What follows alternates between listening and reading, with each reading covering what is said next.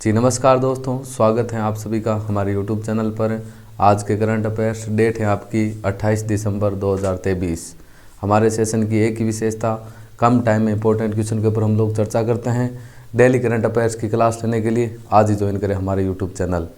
आप देखते हो एक दिन में आपके करंट अफेयर्स के लगभग कितने क्वेश्चन बनते हैं? लगभग यही 10 से लेकर 12 क्वेश्चन बनते हैं। तो शुरू करते हैं। एकदम शॉर्ट टाइम में, आप अदर क्लास से देखते हो लॉन्ग टाइम की होती है, लेकिन हमारी क्लास शॉर्ट टाइम की क्लास रहती है, जिसमें हम लोग दिन में जितने भी मोस्ट इंपॉर्टेंट करंट अफेयर्स के क्वेश्चन बनते हैं उनके ऊपर हम लोग चर्चा करते हैं। आज की डेट है आपकी 28 दिसंबर 2023। क्वेश्चन नंबर 1 आपके सामने दे रखे हैं कि हाल ही में दिल्ली विश्वविद्यालय को QS सस्टेनेबिलिटी रैंकिंग 2024 में कौन सा स्थान प्राप्त हुआ है? भाई पूरे विश्व की बात करें, पूरे विश्व में जितनी भी यूनिवर्सिटी हैं उसके अंदर DU दिल्ली यूनिवर्सिटी को QS सस्टेनेबिलिटी रैंकिंग 2024 में कौन सा स्थान प्राप्त हुआ है? तो 120वां स्थान।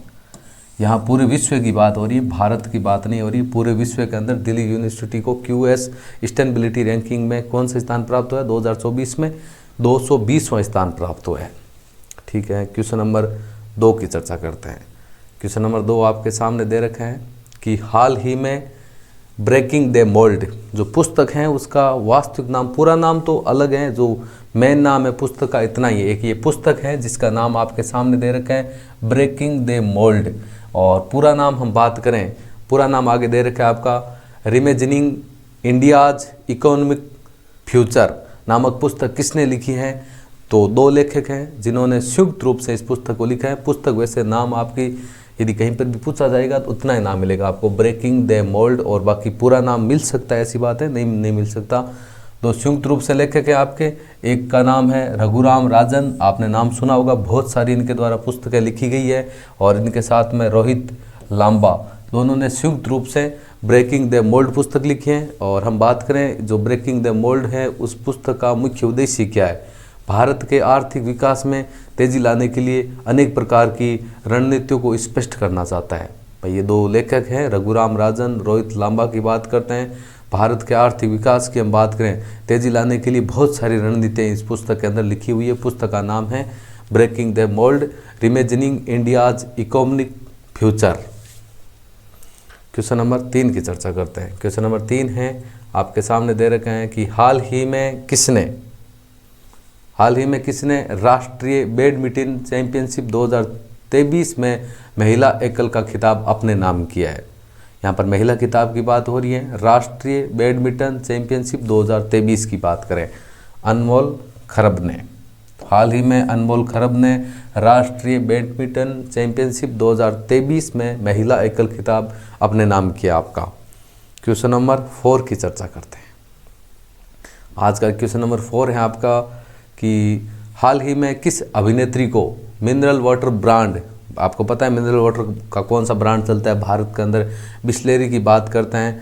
बिसलेरी ने अपना ग्लोबल ब्रांड एम्बेसडर किसे नियुक्त किया? किसी अभिनेत्री को नियुक्त किया है। भाई ब्रांड एम्बेसडर नियुक्त करने का मुख्य उद्देश्य क्या होता है? अपने जो प्रोडक्ट हैं, ब्रांड है, उसको प्रचार प्रसार करने के लिए करता है। हमेशा किसी सेलिब्रिटी को ब्रांड एम्बेसडर बनाया जाता है। तो बिसलेरी जो कि मिनरल वाटर का ब्रांड है, उन्होंने अपना ग्लोबल ब्रांड एम्बेसडर किसको बनाया? दीपिका पादुकोण को बनाया है। हम बात करें जो आपका मिनरल वाटर ब्रांड है बिसलेरी की बात करें, उसकी स्थापना कब हुई? फाउंडेशन की बात करें, स्थापना हुई थी उनकी 1965 में। और मुख्यालय की बात करें, हेडक्वार्टर कहाँ पर इनका मुख्यालय? मुंबई में। किसका? मिनरल वाटर ब्रांड है आपका बिसलेरी, उसकी स्थापना कब हुई है? 1965 में। वैसे पानी है फिर भी ब्रांड है। स्थापना की बात मैंने आपको बता दी 1965 में, हेडक्वार्टर मुंबई में। और हाल ही में जो ग्लोबल ब्रांड एम्बेसडर बनाए गए, ब्रांड एम्बेसडर के क्वेश्चन एग्जाम में आपके एक क्वेश्चन तो आपका पूछा जाता है, तो हाल ही में दीपिका पादुकोण को आपका बनाया गया है। क्वेश्चन नंबर 5 की चर्चा करते हैं। आज का क्वेश्चन नंबर 5 है, हाल ही में भारत की पहली आर्टिफिशियल इंटेलिजेंस सिटी कहाँ बनाई जाएगी? भारत की पहली बनाई जाएगी, वो कहाँ पर बनाई जाएगी? उत्तर प्रदेश की राजधानी लखनऊ में भारत की पहली आर्टिफिशियल इंटेलिजेंस सिटी, यहाँ पर सिटी की बात हो रही है। आपको मैं बता देता हूँ आर्टिफिशियल इंटेलिजेंस का अर्थ क्या होता है। बनावटी, कृत्रिम तरीके से विकसित की गई बौद्धिक क्षमता। यहाँ मैंने सिटी की बात नहीं की, यहाँ पर मैंने आपको अर्थ बताया है। आर्टिफिशियल इंटेलिजेंस का अर्थ बताया, बनावटी या कृत्रिम बोल सकते हैं, मानव निर्मित बोल सकते हैं, बनावटी तरीके से विकसित की गई बौद्धिक क्षमता, सिटी की बात करते हैं शहर, तो एक प्रकार का बनावटी तरीके से विकसित की गई बौद्धिक क्षमता वाली आपकी सिटी होगी। वो कौन सी सिटी होगी? उत्तर प्रदेश की राजधानी लखनऊ में बनाई जाएगी और वो भारत की पहली होगी आपकी। क्वेश्चन नंबर 6 की चर्चा करें कि हाल ही में राजस्थान विधानसभा के अध्यक्ष के रूप में कौन चुने गए हैं? उनका नाम आपके सामने दे रखे हैं, वासुदेव देवनानी। अभी हाल ही में चर्चा करें 25 नवंबर को विधानसभा के चुनाव हुए थे राजस्थान में, और मुख्यमंत्री के रूप में हम बात करें रिजल्ट आपका 3 दिसंबर को आया था और भाजपा पार्टी को समर्थन मिला उनके द्वारा। भाई उन पार्टी के द्वारा भाई मुख्य रूप से जो मुख्यमंत्री का पद है वो भजन लाल शर्मा को दिया गया। 2 डिप्टी सीएम बनाए गए, एक प्रेम बेरवा को और उसके साथ में दिव्या कंवर बोल सकते हैं हम लोग, उनको 2 को डिप्टी सीएम बनाया गया। भजन लाल शर्मा को राजस्थान के मुख्यमंत्री बनाए गए।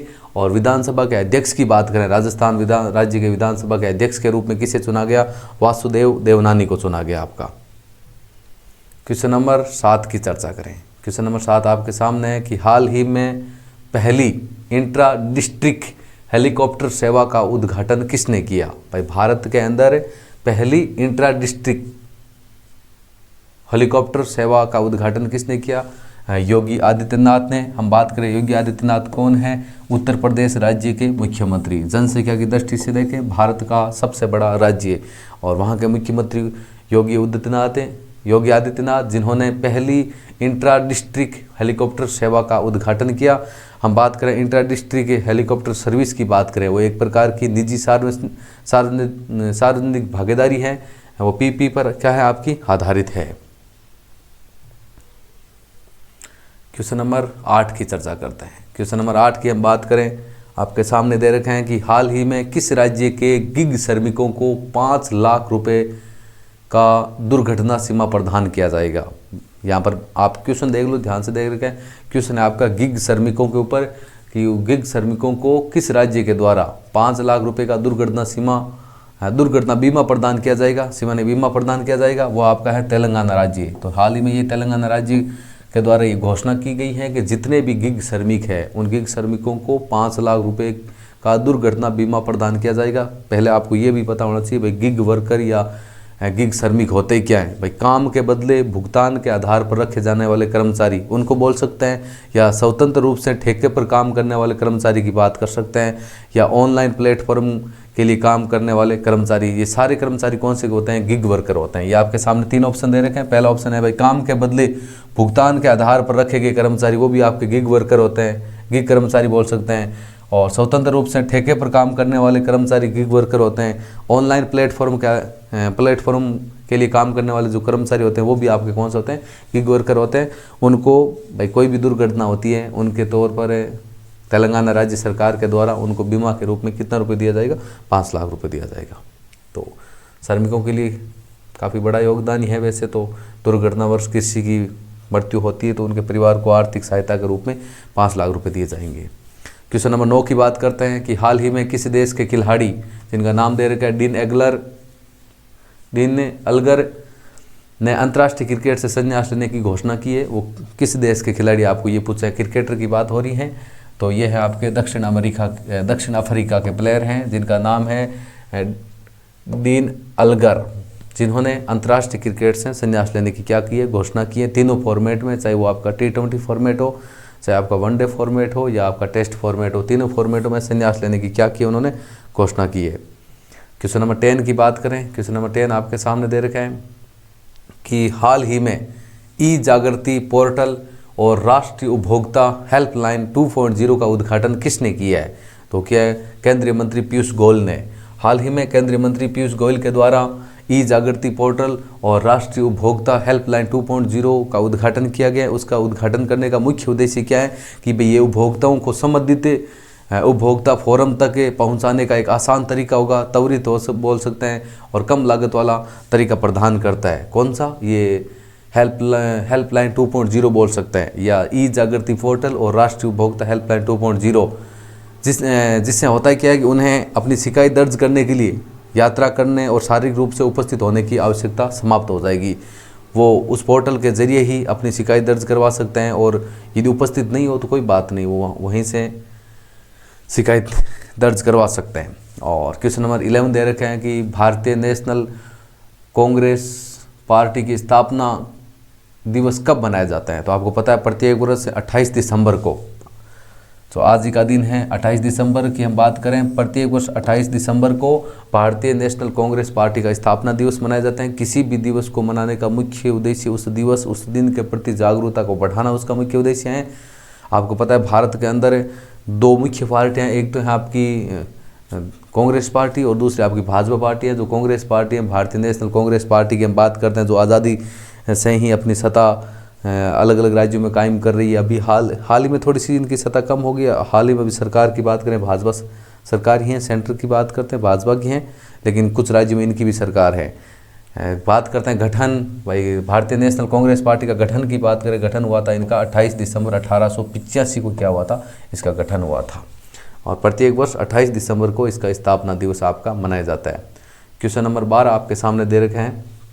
12 नंबर क्वेश्चन आपका कि हाल ही में किस विश्वविद्यालय ने मौलाना अब्दुल कलाम आज़ाद ट्रॉफी अपने नाम की है। तो विश्वविद्यालय आपके सामने 4 ऑप्शन दे रखे हैं। इसका राइट आंसर आपका गुरु नानक देव विश्वविद्यालय। तो आपको मैं ये बात बता देता हूँ, जो इस ट्रॉफी का नाम दे रखा है ना आपका कि मौलाना अब्दुल कलाम आज़ाद ट्रॉफी, ये ट्रॉफी जितने भी यूनिवर्सिटी गेम होते हैं, यूनिवर्सिटी के अंदर जितने अलग अलग प्रकार के गेम्स होते हैं, सभी गेमों के लिए ये ट्रॉफी दी जाती है। तो हाल ही में मौलाना अब्दुल कलाम आज़ाद ट्रॉफी किस विश्वविद्यालय ने अपने नाम किया है, गुरु नानक देव विश्वविद्यालय। एक प्रकार की हम लोग बोल सकते हैं यूनिवर्सिटी गेम्स के लिए दी जाने वाली आपकी ट्रॉफी है। यूनिवर्सिटी लेवल के जितने भी गेम होते हैं उन गेमों के लिए ट्रॉफी आपकी दी जाती है। क्वेश्चन नंबर 13 की बात करें, हाल ही में किस राज्य में विंटर कार्निवल 2023 शुरू हुआ है। अब सर्दियों की बात करते हैं, सर्दियों में तो आपका विंटर कार्निवल स्टार्ट होगा। तो इस बार विंटर कार्निवल 2023 की बात करते हैं, कहाँ शुरू हुआ है, उत्तराखंड, हिमाचल प्रदेश, जम्मू कश्मीर, लद्दाख की बात करते हैं, जितने भी ठंडे प्रदेश है वहीं पर आपका हर साल शुरू होता है। तो इस बार हिमाचल प्रदेश की राजधानी की बात करें, वहाँ पर विंटर कार्निवल 2023 आपका शुरू हुआ है। क्वेश्चन नंबर 14 की बात करें, ये आपके लिए रहने वाला है, इसका आंसर आपको बताना है कमेंट बॉक्स में। क्वेश्चन क्या आपका कि हाल ही में किस अभिनेता को सोनी स्पोर्ट्स नेटवर्क ने अपना फुटबॉल का ब्रांड एम्बेसडर नियुक्त किया है। सोनी स्पोर्ट्स नेटवर्क ने अपना फुटबॉल का ब्रांड एम्बेसडर नियुक्त किया है। रणवीर कपूर है, वरुण धवन है, कार्तिक आर्यन है, विक्की कौशल है, इनमें से किसको अपना ब्रांड एम्बेसडर घोषित किया है, इसका आंसर आपको बताना है कमेंट बॉक्स में। तो ये थी आज की अपनी करंट अफेयर्स की क्लास। डेली करंट अफेयर्स की क्लास लेने के लिए आज ही ज्वाइन कर लें हमारे यूट्यूब चैनल, और मिलते हैं आपको जल्द ही नेक्स्ट सेशन में। वीडियो क्लास अच्छी लगी तो लाइक ज़रूर करें, शेयर करें और हमारे यूट्यूब चैनल को सब्सक्राइब करें। आपका प्रेम, आपका प्यार हमारे साथ हमेशा ऐसा बने रहे। Thank you. जय हिंद, जय भारत।